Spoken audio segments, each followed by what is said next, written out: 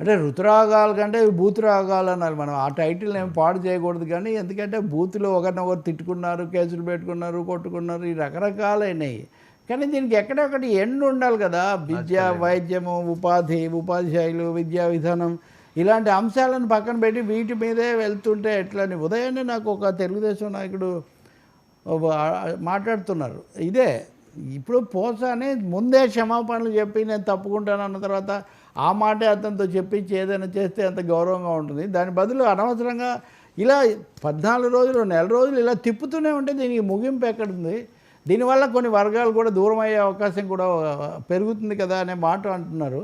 రెండోది సుప్రీంకోర్టు కూడా చెప్పింది. ఒకటే కేసులో ఒక వ్యక్తిని అదే పనిగా ఏదైనా చర్యలు తీసుకోవాలి. ఆ తప్పు ఆయన మాట్లాడింది నేను అప్పుడు ఖండించాను, ఇప్పుడు కూడా ఖండిస్తాను. చర్యలు తీసుకోవాలి చట్టరీత్యా. కానీ చట్టరీత్యా చట్టానికి రకరకాల భాష్యాలు చెప్పి తిప్పుతూ ఉంటే ఏమొస్తుంది అదనంగా? ఇంకో 10 రోజులు చేసిన తర్వాత వచ్చిన ఎఫెక్ట్ ఏదో వచ్చింది కదా!